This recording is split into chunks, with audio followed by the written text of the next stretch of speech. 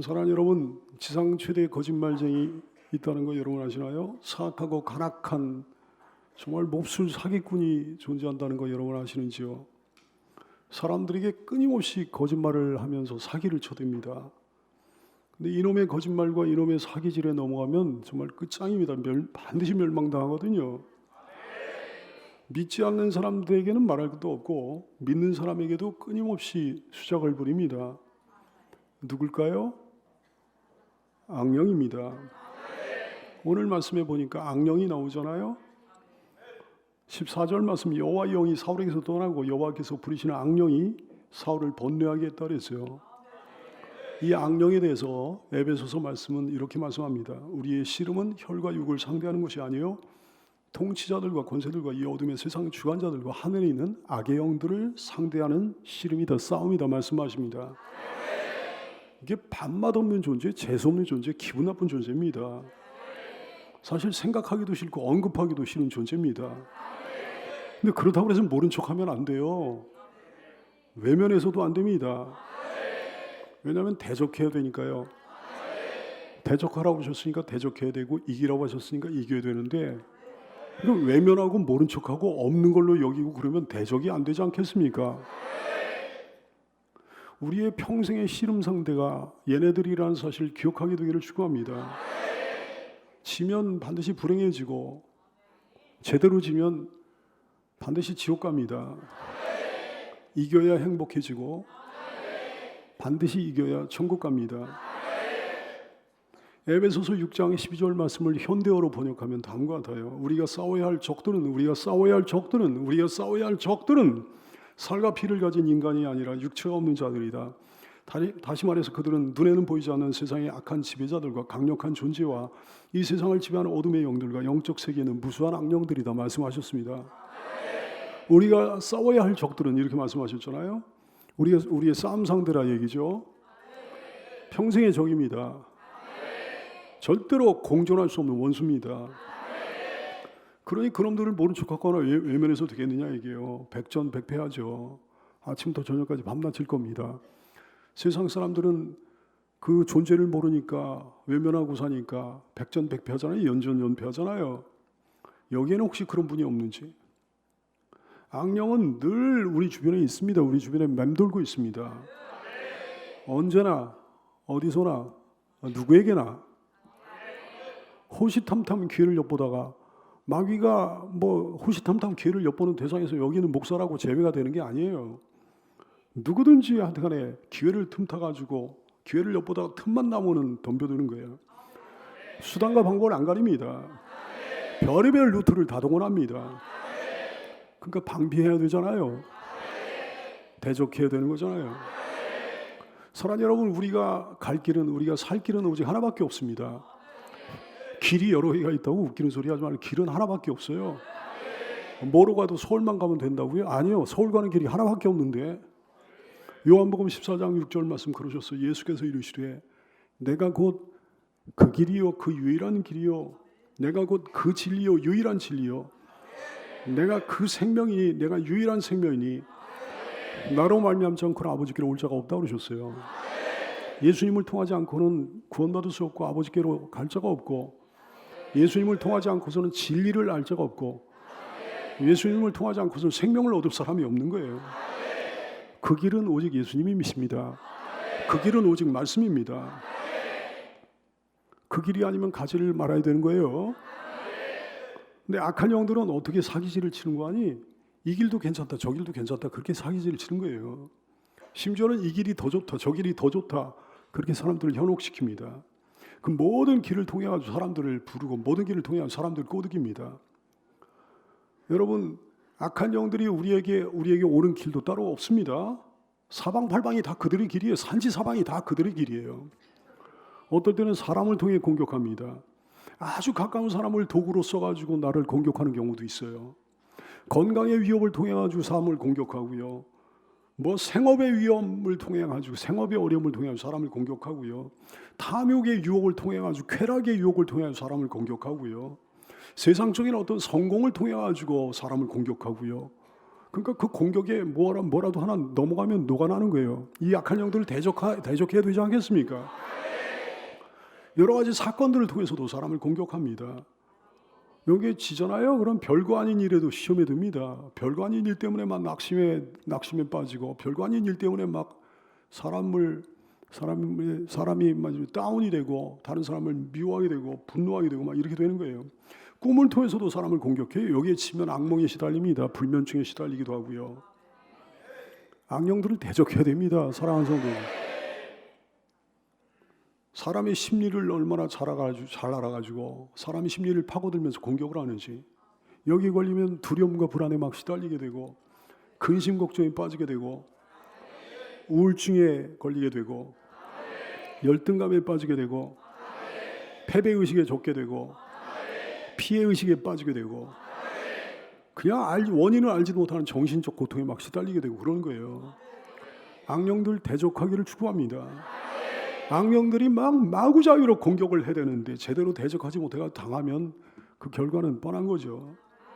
다시 한번 사랑하는 성도들이 악령들을 대적하는 성도가 되시기를 축복합니다. 오늘 본문의 내용은 간단합니다. 사울 왕에게서 하나님의 영이 떠나셨잖아요. 그랬더니 악령이 들어가는 거예요. 사울 왕처럼 불순종이나 교만에 빠지면 하나님의 영이 떠나십니다. 그러면 악령이 들어올 수 있겠습니다. 악령이 들어오니까 뭐 당연하죠. 사울은 극심한 괴로움을 당하게 되는 거예요. 그게 원인이에요. 그게 결과예요. 다른 원인은 없습니다. 다른 결과가 없습니다. 하나님의 영이 떠나시면 악령이 들어올 수 있고, 악령이 들어오면 극심한 괴로움을 안겨주는 거예요. 악령 때문에 형편이 좋아진 사람이 절대 없다 말씀이죠. 악령은 사람에게 항상 나쁜 결과를 가져온다 말씀이죠. 착한 귀신 없습니다. 이로운 귀신 없습니다. 정의 많은 귀신 없습니다. 정의로운 귀신 없습니다. 요즘 영화나 소설, 드라마, 뭐 만화, 뭐 TV 프로그램 이런 거 보면요, 친근하고 착한 귀신 얘기가 막 나와요. 귀여운 귀신 얘기, 이쁜 귀신 얘기 나옵니다. 새빨간 거 거짓말이죠. 그 거짓말의 배후에 누가 있다고요? 거짓말의 배후인 사탄이 있다 말씀이죠. 그런 귀신은 없습니다. 악령은 사람에게 백발백중 고통을 줍니다. 악령은 사람을 굉장히 싫어합니다. 악령은 사람을 증오합니다. 처음에 안 그런 척 하다가도 그 결과는 똑같은 거예요.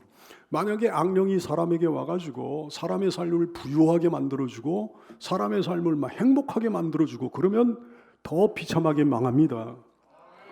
결말이 반드시 지옥이거든요. 그냥 꿀속에 빠져가지고 결국은 그냥 허우적거리다가 거기서 죽어가는 개미처럼 그렇게 악령이 주는 부유함과 행복함 속에 쾌락 속에 빠져가지고 허우적대다가 지옥 가는 거예요. 악령이 이 땅에서는 어떤 고통을 주나 많은 고통, 뭐 여러 가지 고통이 있는데 오늘 악령이 들린 사울을 가만히 보면 야, 이게 어떤 증세로 나타나는지 몇 가지를 알게 되는 거예요. 여러분 오늘 말씀을 통해 가지고 악령이 주는 이런저런 고통 가운데서 온전히 해방되시기를 축복합니다. 악령으로 인한 고통의 첫 번째 특징이요, 마음의 평안이 사라지는 거예요. 14절 말씀, 여호와의 영이 사울에게서 떠나고 여호와께서 부리신 악령이 사울을 번뇌하게 했다 그랬어요. 여기서 번뇌라고 번역된 단어는 일상적인 어떤 고민을 말하는 게 아닙니다. 일상적으로 우리가 살다 보면 이런저런 고민을 하게 되는데 그런 고민을 얘기하는 게 아니에요. 마음의 평안이 깨져버린 상태를 얘기하는 거예요. 심한 심적 고통을 의미하는 겁니다. 최악의 고통이죠. 이거 당해본 사람은 아는데요. 심한 정신적인 고통, 심적인 고통, 이거 당해본 사람 아는데 당해본 사람은 알아요. 그 어떤 고통보다 심한 고통이라는 걸 당해본 사람은 알아. 뭐 살맛이 안 나는 걸 뭐. 고통 중에 가장 큰 고통이 마음의 평안을 잃어버린 상태가 아니겠습니까? 여기 혹시 마음의 평안을 잃어버린 분이 있습니까? 조금이나마 잃어버린 분이 있습니까? 사랑하는 여러분, 여러분의 주님께서 말씀하셨습니다. 여러분의 주님께서 말씀하셨으니까 주님을 주인으로 모시고 사는 사람 이 말씀 들을 줄로 알아요. 요한복음 14장 27절, 평안을 너에게 끼치노니 곧 나의 평안을 너에게 주노라. 세상의 평안이 아니고 예수님의 평안, 예수님의 특별한 평안을 준다고 그러셨어요. 내가 너에게 주는 것은 세상에 주는 것과 같이 아니하니라 그러셨어요. 세상에 주는 평안은 진짜 평안이 아니에요. 그거는 뭐가 잘 돼가지고 잠시 잠깐 누리는 평안인데요. 건강해서 잠시 잠깐 누리고 뭐 돈 잘 벌어서 잠시 잠깐 누리고 뭐가 평안하고 행복하고 그러니까 육적으로 행복하고 그러니까 잠시 잠깐 누리는 평안 같은데 이거는 사상 누각 같은 평안이라 언제 어떻게 될지 모르는 평안이에요. 금방 사라지는 평안이에요. 내가 너에게 주는 것은 세상이 주는 것과 같이 아니하니라. 너희는 마음에 근심하지도 말고 두려워하지도 말라 그러셨어요. 예수님이 주시는 평안은 차원이 다른 평안이에요.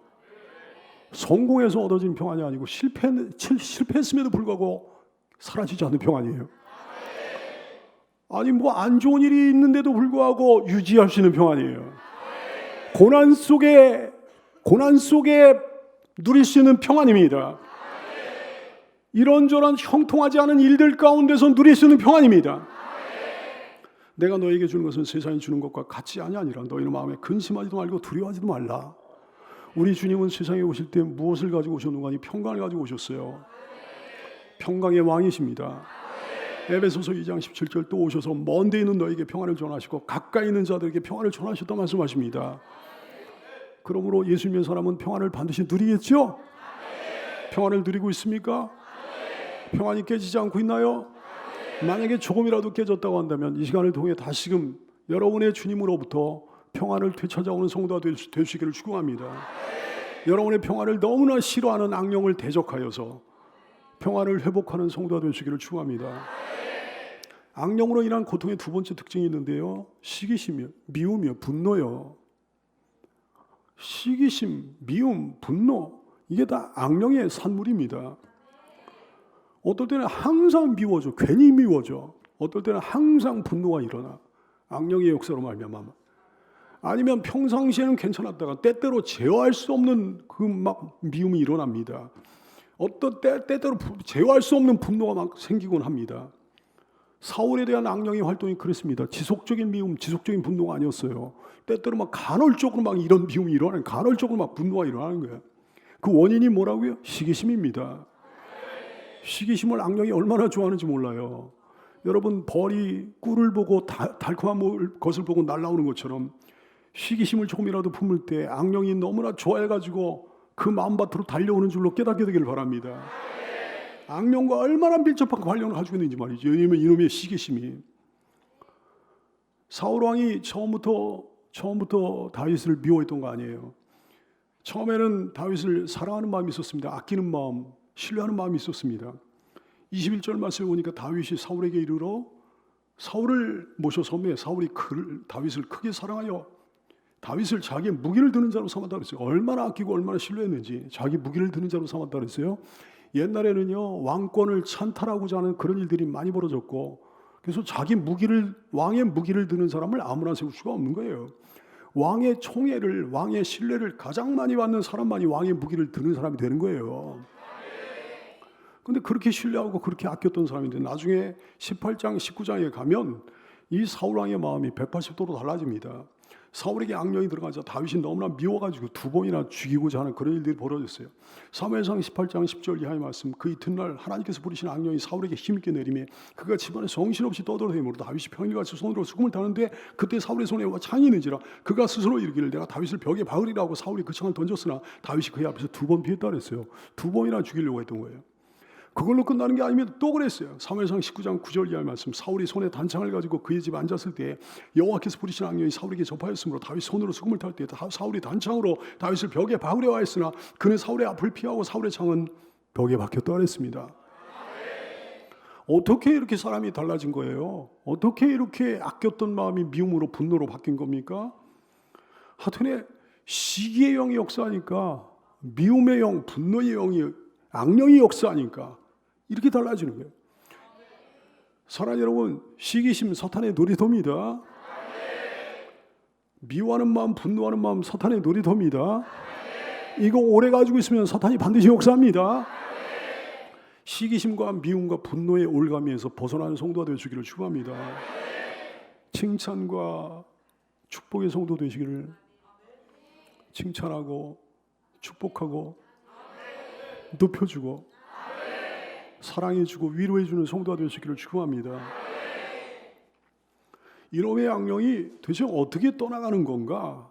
어떻게 악령을 이길 수 있는 건가? 한번 살펴보기를 원해요.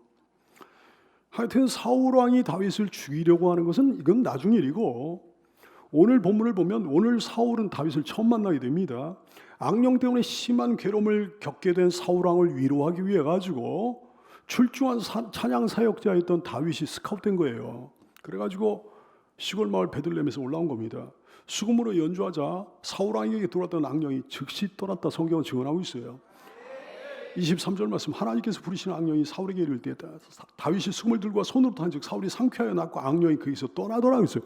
아니 어떻게 이렇게 싱거운 결과가 빚어진 겁니까? 악령이 왜 이렇게 맥없이 사라진 겁니까? 악령은 거머리같이 끈질긴 존재가 아닐까요?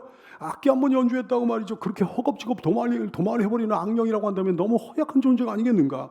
혹시 악령이 갑자기 배탈이라도 난 거 아닌가? 혹시 악령이 집안에 무슨 큰일이라도 생긴 거 아닌가? 그래가지고 가버린 거 아닌가? 오늘은 그 점을 한번 연구해 보고자 합니다. 우선 오늘의 본문에 보면요, 희한한 말이 나옵니다. 14절 말씀에 보니까 여호와께서 부리신 악령이라고 그랬어요. 15절, 16절, 23절 뭐 거기도 마찬가지, 하나님께서 부리신 악령이다 그랬어요. 18장에도 보니까 그랬고 19장에도 보니까 그랬습니다. 악령이 맥없이 도망한 이유를 알기 위해서 우선 이 희한한 말을 한번 살펴봐야 되겠습니다. 이 말이 오늘 본문에 장같이 4번이나 나온다 얘기해요. 여호와께서 부리신 악령, 하나님께서 부리신 악령, 이 말이 정말 희한한 말이에요. 아니 무슨 악령이 하나님의 부하라도 된단 말인가? 악령이 무슨 하나님의 종이라도 된단 말인가? 악령이 저지르는 온갖 악행들이 하나님이 시켜서 하는 일이란 말인가? 말할 것도 없이 아니지 않겠습니까? 우리 하나님은 악령이든 천사든 사람이든 누구한테 악한 일을 시키시는 분이 아니지 않겠습니까? 근데 하나님께서 부리시는 악령이라니 이거 어폐가 있지 않나요? 근데 여러분, 이 이상해 보이는 이 말에 바로 이 말에 대답이 있습니다. 이 말이야말로 오늘 다윗이 악기를 연주하자 악령이 천리 밖으로 도망한 이유를 알게 되는 키포인트예요. 사랑하는 여러분, 많은 사람들의 오해가 있습니다. 어떤 오해예요? 악령을 하나님과 대등한 존재로 생각하는 오해입니다. 고대 종교인 마니교에 이 마니교 사람들이요, 신을 2가지로 나눴습니다. 악한 신과 선한 신, 이 2가지로 나눴어요. 이 두 신이요, 창세 전부터 서로 대등한 입장에서 막 그렇게 계속 싸웠다 이렇게 주장을 했습니다. 마니교뿐이 아닙니다. 인류 역사를 선한 신과 악한 신의 대립과 충돌로 이해하는 사람들이 동서고금을 통해 굉장히 많았어요. 이 세상의 모든 사건들, 선과 악의 끊임없는 싸움이다, 끊임없는 대립이다, 끊임없는 충돌이다 이렇게 생각하는 사람들이 많았단 말씀입니다. 이런 생각을 기초로 해가지고 수많은 공포영화들이 만들어지는 거예요. 공포영화 많이 봤습니까? 공포영화 매니아들 여기 혹시 없나요? 혹시 뭐 즐겨보는 분들? 공포영화, 여기는 목사도 그전에 공포영화 즐겨봤는데요. 여러분, 공포영화에 대해서 내가 연구해 본 바가 있어요. 공포영화 절대 좋아하지 마시기를 축원합니다. 여러분의 심령에 반드시 안 좋은 영향을 줍니다. 공포영화 그 배후에요, 사탄이 악의 영들이 있거든요. 영화를 보려면 밝은 영화 보시길 바랍니다. 반드시 해피엔딩으로 끝나는 영화 보시길 바랍니다. 철저한 권선징악으로 끝나는 영화만 골라보시길 축복합니다. 옛날 공포영화는 요즘보다는 조금 나았습니다. 악령이 막 최후의 발광을 하다가 죽는 걸로 끝났거든요. 근데 이제는 그런 영화 찾아보기가 힘이 듭니다. 악령을 항상, 악령 결코 죽지 않는다, 다만 사라질 뿐이다, 뭐 이런 식의 영화 대부분이에요. 그런 영화 보면 막 기분이 잡치잖아요. 영화 보고 나서 얼마나 찜찜하고 막 얼마나 성질이 나는지 말이죠. 악령이 멀쩡히 살아있는 걸로 그냥 아니 더 세져가지고 다시 돌아올 것을 암시하면서 영화 끝나는 거예요. 영화마다 막 악령이 부활해 더 무서운 파워를 가지고 다시 나타납니다. 마치 내공의 힘을 길러가지고 원수를 갚기 위해서 하산하는 무슨 무협지의 주인공같이 말이죠. 그렇게 나타나는 거예요, 악령이. 왜 그렇게 파워가 센지 영화들을 보면요, 천하무적이에요. 옛날 영화들을 보면 그래도 악령이 좀 무서워하는 게 좀 있었습니다. 예를 들면 마늘 같은 거 좀 무서워했거든요. 근데 요즘 악령은요, 마늘을 무서워하지 않아요. 마늘 막 씹어 먹습니다. 시금치 먹은 뽀빠이같이 마늘 씹어 먹고 더 힘을 내고 말이죠. 옛날 영화에 나오는 악령들은 십자가를 보면 기운을 잃었거든요. 십자가를 그 앞에서 누가 흔들거나 그러면 막 기운을 잃어버리고 그랬는데요. 요즘 영화의 악령들은 누가 십자가 흔들잖아요. 그건 뺏어가지고 분질러버리고 그걸 무기로 삼아 휘두릅니다. 여러분, 바퀴벌레 약이 맨날 새로 나오는 이유를 아시나요? 쓰던 약을 계속 쓰면 걔네들이 면역이 생겨가지고 그거 가지고 더 이상 안 통하는 거예요. 바퀴벌레가 진짜 지독한 벌레입니다. 징글징글한 벌레입니다. 근데 요즘 영화들 보면 이 악령이 바퀴벌레랑 비슷한 것 같다 이렇게 생각이 든 거예요. 그 전에 쓰던 방법에는 효과가 없어가지고 면역이 생겨가지고 안 통한다는 거예요. 여러분, 이런 저질 공포 영화에서 던지고 있는 메시지를 아시겠습니까? 악령은 무시무시해가지고 우리가 도무지 상대할 수 없는 존재라는 거예요. 하나님과 대등한 존재라는 거예요. 하나님과 맞먹는 존재라는 거예요. 맞서가지고 하나님과 대등하게 싸울 수 있는 존재라는 겁니다. 근데 놀랍게도 일부 기독교인들마저 이런 사기질에 넘어갑니다. 은연중에 악령을 너무 대단한 존재, 무시무시한 존재로 여겨가지고 예수를 믿는다고 그러면서도 안전하다고 여기질 않는 거예요. 안전감을 느끼질 않는 거예요. 그러니 마음에 평화가 없는 거지. 늘 불안하고 두려운 거지. 툭 하면 떠는 거죠. 악령과 하나님이 대등한 존재라는 생각이 그들의 무의식을 사로잡고 있기 때문입니다. 우리 교우들은 어떻습니까? 한번 질문 한번 해볼까요? 이 세상은 예수님이 재림하셔서 모든 것을 심판하실 때까지 하나님과 마귀가 대적하여 싸우고 있는 세상이다. 이게 맞습니까? 틀립니까? 다른 교회, 우리 교회는 수준이 약간 다른 교회 가면 헷갈리는 분들이 좀 있을 거예요. 신앙생활을 오래 한 분들 중에 잘못 알고 있는 분들 꽤 많이 있어요. 이 시간을 통해 다시 한번 우리가 정답을 알게 되기를 원해요. 이 세상은 예수님 재림하셔서 모든 것을 심판하실 때까지 하나님과 마귀가 대적하여 싸우고 있는 세상이다? X입니다. 완전히 빵점이에요. 어떤 말이 맞는 말일까요? 이 세상은 예수님 재림하실 때까지 하나님의 자녀와 마귀가 대적하여 싸우고 있는 세상이다. 이 말이 맞습니다. 하나님과 악령이 싸우는 게 아니라 얘기해요. 하나님과 사탄이 싸우는 게 아니라 얘기해요. 하나님의 자녀와 사탄이 싸우는 거예요. 하나님의 자녀와 악령이 싸우는 거예요. 에베소서 6장 10절 말씀 다시 한번 보실까요? 우리가 싸워야 할 적들은 살과 피를 가진 인간이 아니라 육체가 없는 자들이다. 다시 말해서 그들은 눈에는 보이지 않는 세상의 악한 지배자들과 강력한 존재와 이 세상을 지배하는 어둠의 왕들과 영적 세계에는 무수한 악령들이다. 우리가 싸워야 할 적들은 우리가 누굽니까? 우리예요. 우리 하나님의 자녀들이요.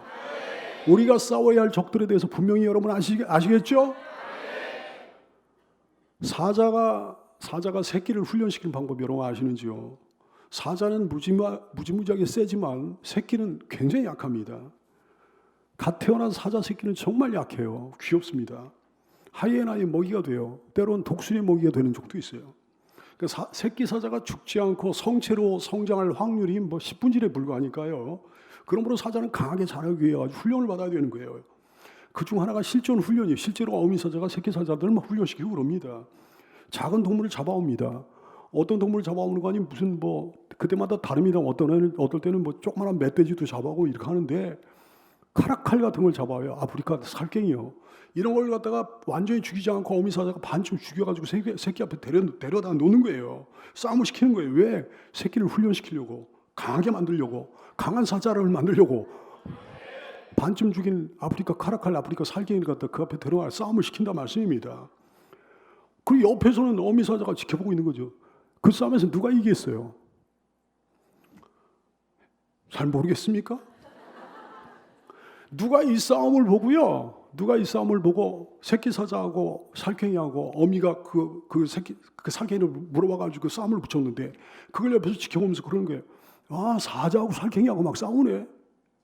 그런 얘기 들으면 사자들 정말 열받습니다. 기분 나쁩니다.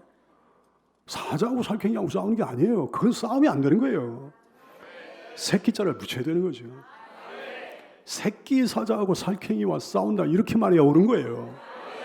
그것도 그 싸움이 어떻게 될지 모르는 싸움이 아니에요. 싸움은 분명히 정해져 있는 결과가 정해져 있는 싸움이에요. 어미 사자가 옆에서 지켜보고 있다니까요. 사랑하는 여러분, 백성자 붙여야 됩니다. 하나님의 백성과 악령이 싸우는 거예요. 자녀자를 붙여야 됩니다. 하나님의 자녀와 악령이 싸우는 거예요. 그리고 그 싸움의 결과가 어떻게 될지 잘 모르는 것도 아니에요. 싸움의 결과는 정해져 있습니다. 하나님이 옆에서 지켜보고 계시거든요. 하나님이 당신의 자녀들을 훈련시키려고 악령들을 갖다 데려다가 싸움 붙이셨거든요. 그 싸움의 결과가 정해져 있는 거 아니겠어요? 왜 하나님과 악령이 서로 싸울 수 없겠습니까? 무슨 상대가 되어 싸우지 않겠습니까? 하나님은 창조주시고 악령은 피조물이에요. 하나님은 전지전능하시고 악령은 전지전능하지 않습니다. 하나님은 편지하십니다. 무소부지하십니다. 모든 곳에 계시단 말이에요. 그러나 악령은 전혀 편지하지 않아요. 악령들의 우두머리인 사탄도 마찬가지예요. 편지하지 않습니다. 무소부지하지 않습니다. 악령이 지금 사탄이 만약에 지금 중국 땅에 있다고 한다면 여기 한국에는 없는 거예요. 중국에 있길 바랍니다. 근데 그 수하에 따른 악령들은 또 뭐 여기에 많이 있는 거죠. 어떤 악령도 마찬가지예요. 사탄도 마찬가지고 어떤 악령도 마찬가지예요. 여기에 있으면 거기는 없는 거예요. 거기 있으면 여기는 없는 거예요. 사랑하는 여러분, 이런 악령이 어떻게 하나님을 상대로 싸울 수가 있겠습니까? 절대로 하나님을 상대로 싸울 수가 없는 거예요. 사탄은 하나님과 상대가 안 됩니다. 사태류로 잽이 안 됩니다. 사탄은 하나님의 허락하에서만 운신을 하는 존재라는 사실을 절절히 깨닫고 돌아가는 여러분 되시기를 축원합니다. 욥기를 보면요, 사탄이 욥에게 역사해가지고 막 괴롭히잖아요. 근데 사탄이 독단적으로 한 일입니까? 자기 마음대로 한 일입니까? 아니에요. 하나님의 허락을 받아서 한 일이에요. 복음서에 나타난 사건 보십시오. 어떤 사람에게 2,000마리의 귀신들이 들어갔는데 이 귀신들이 예수님에 의해서 쫓겨날 때가 되자, 예수님께 쫓겨날 때가 되자 예수님께 이제 간청을 하는 거예요. 사람에게서 나와가지고 우리가 돼지떼들에게 들어가게 해달라고 이렇게 간청을 합니다. 주님이 그걸 허락하시자 귀신들은 돼지떼에게 들어가가지고 그 돼지떼가 2,000마리가 바다에 뛰어드는 그 스펙타클한 사건이 복음서에 나오지 않냐 얘기해요. 마가복음 5장 12절 이하의 말씀, 이에 간과 이르되 우리를 돼지계로 보내어 들어가게 하소서 하니 허락하신 데 더러운 귀신들이 나와서 돼지계로 들어가며 거의 2,000마리나 되는 데가 바다를 향하여 비탈로 내리더라. 바다에 몰사있다. 성경은 증언하십니다. 누가복음 4장에 보면 귀신들이 예수님을 보고만 소리를 질러요. 당신 하나님의 아들이십니다. 이렇게 소리를 질러요. 그러나 예수께서는 귀신들이 그렇게 나불거리는 걸 허락하지 않으셨습니다. 누가복음 4장 41절, 여러 사람에게서 귀신들이 나가면서 소리질러 이르되 당신 하나님의 아들이니이다. 예수께서 꾸짖으사 그들이 말함을 허락하지 아니하셨다. 성경은 증언하고 있어요.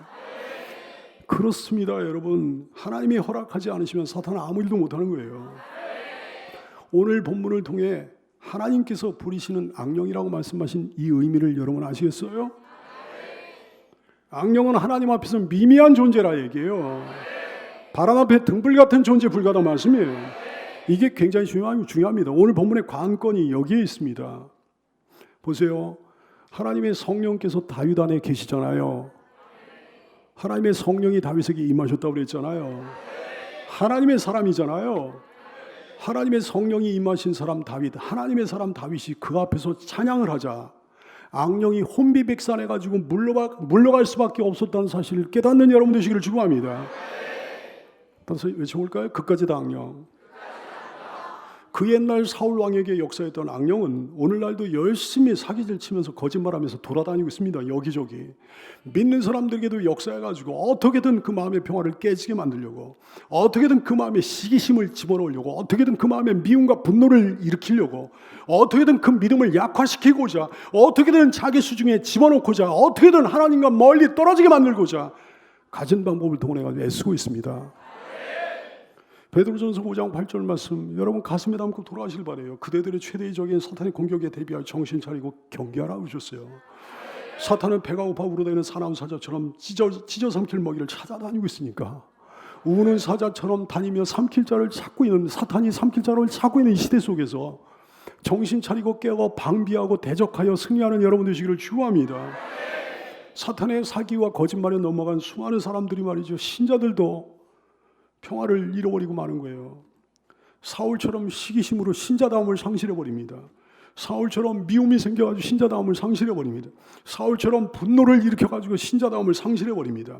이런저런 환경과 상황과 사건과 사람들 때문에 낙심하고 지치고 힘들어하고 괴로워하면서 우울해하면서 근심하고 그럽니다.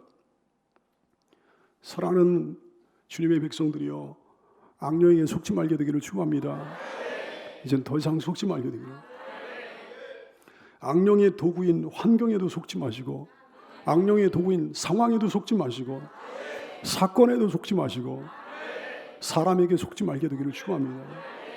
그까지 악령 때문에 힘들어하지 말게 되기를 축복해요. 그까지 악령 때문에 망하지 말게 되기를 축원합니다. 사랑하는 여러분, 여러분 절대 지지 않습니다. 여러분 반드시 승리합니다. 성령께서 계시잖아요. 예수님이 여러분 손을 잡고 계시잖아요. 여러분이 예수님의 손을 뿌리치지 않았잖아요. 사울처럼 교만과 불순종으로 이래가지고 하나님의 성령이 떠나신 사람이 아니잖아요. 반드시 승리한다 얘기해요. 아니, 여러분은 이미 여러분의 주님 안에서 이미 승리했습니다.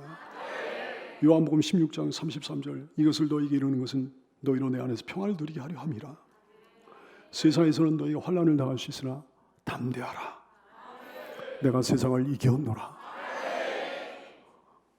예수님이 악령과 싸워가지고 악령을, 사탄을 박살내셨는데, 예수님은 하나님이시잖아요.